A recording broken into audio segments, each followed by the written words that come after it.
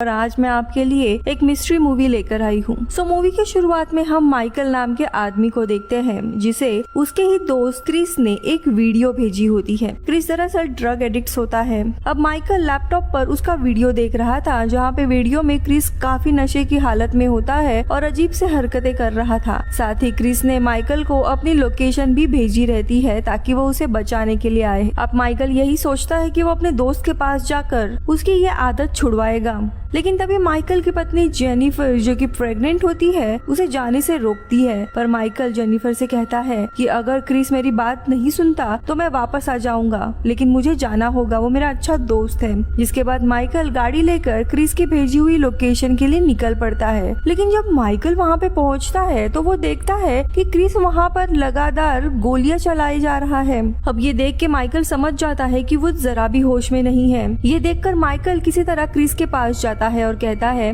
मैं माइकल हूँ, तुम्हारा फ्रेंड, यहाँ पर तुमसे मिलने के लिए आया हूँ। अब जिसे सुनकर क्रिस गोलियां चलाना बंद कर देता है। माइकल देखता है ड्रग्स लेने के कारण क्रिस की हालत बहुत ही ज्यादा खराब हो गई थी। काफी दिनों से वो सोया भी नहीं था। तभी क्रिस उसे बोलता है कि मुझे दरअसल हैलुसिनेशन हो रहे हैं। मुझे लग रहा है मेरे आसपास काफी सारी चिड़िया है जो कि मुझे बार बार परेशान कर रही है, इसीलिए मैं गोलियां चला रहा हूँ। अब यहाँ पे क्रिस माइकल को अपने कैबिन के अंदर बुलाता है जहाँ पे माइकल क्रिस को समझाते हुए कहता है कि देखो, हमें तुम्हारी ये हालत ठीक करनी होगी, ये आदत तुम्हें छोड़नी होगी और इसीलिए तुम अब मेरे साथ रिहैब फैसिलिटी में चलोगे। लेकिन क्रिस जाने से मना कर देता है और तब माइकल टीजर गन से क्रिस को शॉक देता है और उसे बेहोश करके उसके हाथ में हथकड़ी लगा देता है। इसी बीच में माइकल अपनी पत्नी जेनिफर को कॉल करके बताता है क्रिस के घर के यहाँ पे कोई भी नेटवर्क नहीं है और इसीलिए मैं तुम्हें कुछ समय के लिए कॉल नहीं कर पाऊंगा, और सारी चीजें समझा देता है। अब माइकल रिहैब फैसिलिटी में कॉल करता है और उसे बताया जाता है कि वे लोग क्रिस को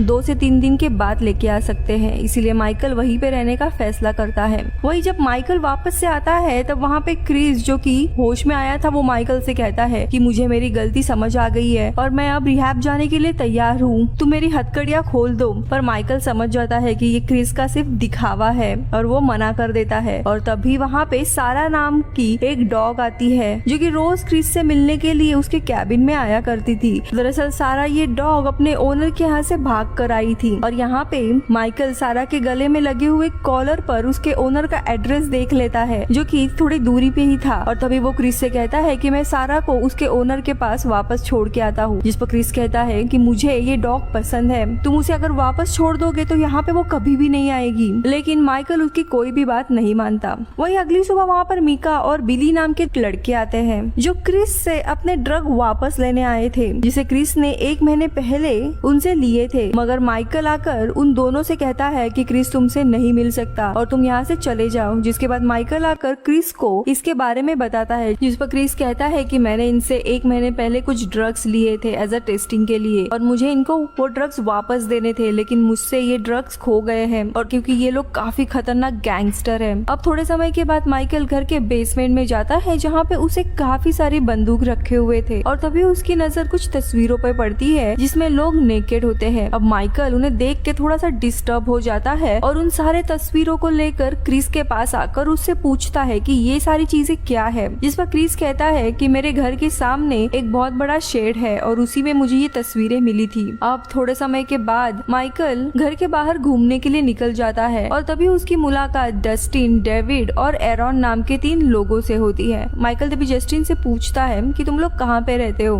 तभी जस्टिन उन्हें बताता है कि दरअसल हम एक बहुत ही बड़े शक्ति की पूजा करते हैं। ये दरअसल एक टेरेस्ट्रियल एंटिटी है जो जल्द ही पृथ्वी पर आने वाली है और जब ये एंटिटी पृथ्वी पर आएगी तब धरती पूरी तरीके से तबाह हो जाएगी, लेकिन ये एंटिटी हमारे भगवान है। अब ये सारी बातें सुनकर माइकल को काफी अजीब लगता है और वो वहाँ से वापस केबिन में आता है। अब देखते देखते रात हो जाती है और सोते समय एक अजीब सी लड़की खिड़की के बाहर आकर खड़ी हो जाती है, जिसे देखकर माइकल बहुत ही डर जाता है और क्रिस उसे शांत करता है और कहता है कि ये पास के ही एक मेंटल हॉस्पिटल से भागी हुई लड़की है, हमें डरने की कोई भी जरूरत नहीं है। माइकल को यहाँ पे कुछ भी सही नहीं लग रहा होता है, ऐसे लग रहा था कि उसका सामना एक के बाद एक नमूनों से हो रहा है। अब अगले दिन बिली और मीका वापस आते हैं और क्रिस से मिलने की जिद करने लगते हैं। तभी वहाँ पे चार्ल्स नाम का एक आदमी अपने 2 लोगों के साथ आता है, जिसे देखकर बिली और मीका वहाँ से चले जाते हैं। अब इधर चार्ल्स मीका से कहता है कि पास के ही जंगल में एक ट्राइबल कम्युनिटी रहती है और मैं उसका सिक्योरिटी गार्ड हूँ। तुम्हारा ये घर सरकार की जमीन पर बना हुआ है और इसीलिए तुम्हें ये घर खाली करके जाना होगा। लेकिन यहाँ पे माइकल चार्ल्स को कुछ पैसे देता है और कहता है कि हम लोग बस 4 से 5 दिन और यहाँ पे रहेंगे, जिसके बाद हम लोग यहाँ से चले जाएंगे। दरअसल ये एक कैबिन रहता है और यहाँ पे चार्ल्स कुछ दिनों के लिए आया था।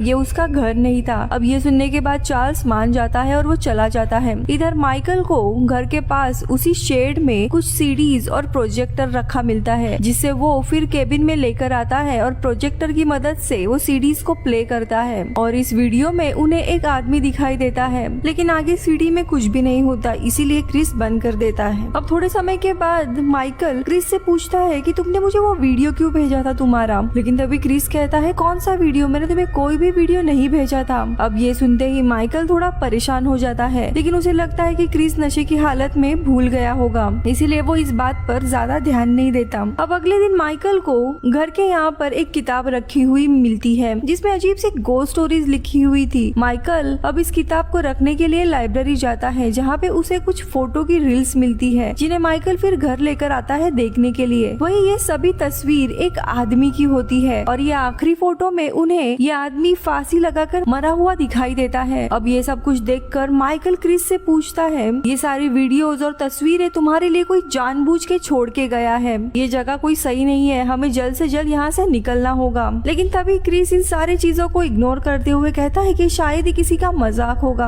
अब वही अगली सुबह माइकल देखता है कि कोई आकर उसके चेहरे पर एक तस्वीर रखकर चला गया है। ये तस्वीर एक कब्र की होती है। ये सारी चीजों से माइकल काफी ज्यादा डिस्टर्ब हो रहा था, लेकिन वो अपने दोस्त को ऐसे ही अकेला नहीं छोड़ना चाहता था, इसीलिए उसका साथ देने का सोचता है। अब वो थोड़े समय के बाद उसी कब्र के लोकेशन पे निकल पड़ता है और फिर इस जगह जाता है जहाँ पे उसे एक और वीडियो की रील्स मिलती है, जिसे प्ले करने पर उसे एक अजीब सा वीडियो दिखाई देता है। इधर माइकल अब चार्ल्स से मिलता है, जिसने उन्हें ये जगह खाली करने के लिए कहा था। माइकल उसे बताता है कि मुझे घर के पास में ही बने एक शेड में एक प्रोजेक्टर रखा मिला, पर मुझे ये पता नहीं है कि वो किसका है। जिस पर चार्ल्स कहता है कुछ समय पहले मैंने ये जगह 3 फ्रेंच स्टूडेंट को बेची थी और वे लोग रिसर्च पर्पस के लिए यहाँ पे आए थे, शायद ये प्रोजेक्टर उन्हीं का होगा। अब माइकल यहाँ से वापस से अपने घर में आता है और यहाँ पे टेड नाम का एक आदमी वहाँ ऑलरेडी होता है। टेड माइकल से कहता है कि मैं ये कैबिन खरीद रहा हूँ, लेकिन तभी माइकल कहता है कि ये जगह ये गवर्नमेंट की है, जिसे सुनकर टेड वहाँ से चला जाता है। पर इसी बीच में क्रिस की माइकल के साथ बहस हो जाती है, क्योंकि क्रिस को ये कैबिन बेचना था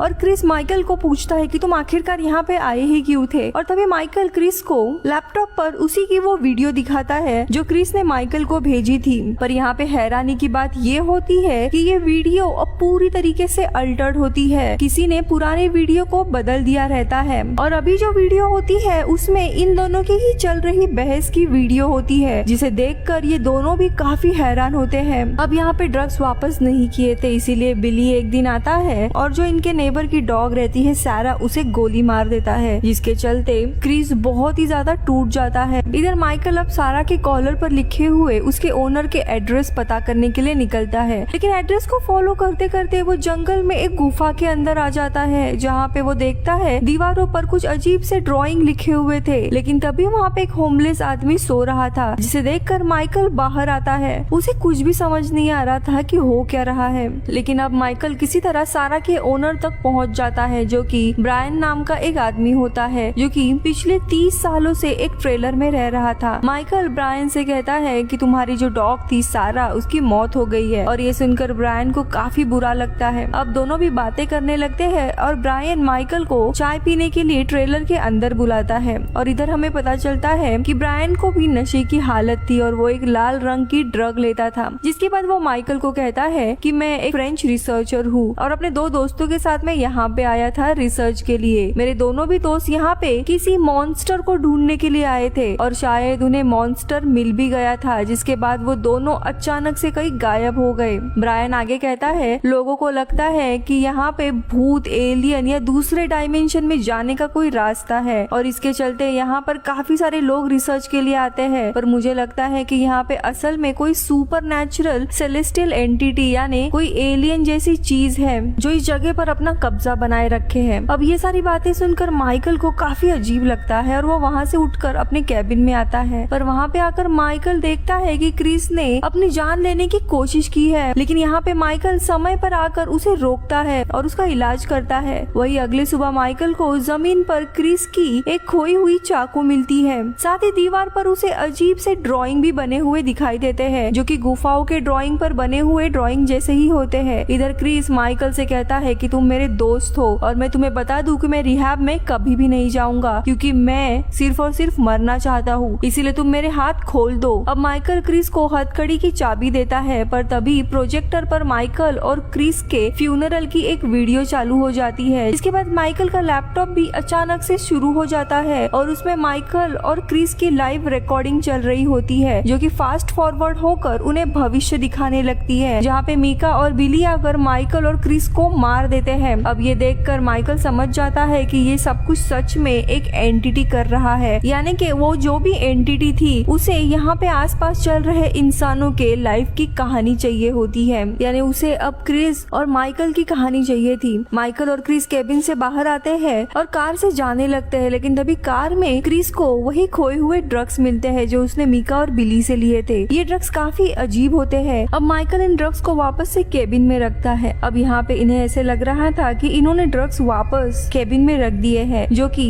मीका और बिली को मिल जाएंगे, यानी कि वो दोनों इन्हें नहीं मारेंगे। जैसे ही गाड़ी में वापस आते हैं, उन्हें वहाँ पे एक और रिकॉर्डिंग मिलती है, जिसे प्ले करने पर इनकी ऑडियो रिकॉर्डिंग सुनने मिलती है, जिसमें चार्ल्स अपने लोगों के साथ आकर इन दोनों को गोली मार देता है, जिसके बाद केबिन में आग लगा देता है। अब ये देखकर माइकल क्रिस से कहता है कि वही एंटिटी है जिसने इस पूरी जगह पर कब्जा कर लिया है और हम चाहे जहाँ पर भी जाए ये एंटिटी हमारा पीछा नहीं छोड़ेगी, इसीलिए हमें यहीं रहकर उसका सामना करना चाहिए। जिसके बाद ये दोनों वापस शेड में जाते हैं, जहाँ इन्हें एक और रील मिलती है। जिसके बाद ये दोनों भी केबिन के पास आकर एक जगह पे छुप जाते हैं। इधर मीका और बिली अब केबिन में घुस जाते हैं और उन्हें ड्रग्स मिल जाते हैं, लेकिन उसी समय चार्ल्स आता है और वो इन दोनों को क्रिस और माइकल समझकर गोली मार देता है, जिसके बाद पूरे घर को आग लगा देता है। यहाँ पे क्रिस माइकल से कहता है कि शायद यही हमारी हैप्पी एंडिंग है, हम बच गए हैं इस एंटिटी से। ये सुनकर माइकल को भी लगता है कि इनकी कहानी अब खत्म हो गई है, और तभी आसमान में उन्हें एक एंटिटी दिखाई देती है जो कि काफी गुस्से में होती है, जिसे देखकर क्रिस उसके सामने झुककर एंटिटी से माफी मांगता है, जबकि वही माइकल एंटिटी से पूछता है कि क्या हमें एक और मौका मिल सकता है। इसके जवाब में एंटिटी काफी जोर से चीखता है और इसी के साथ मूवी खत्म होती है।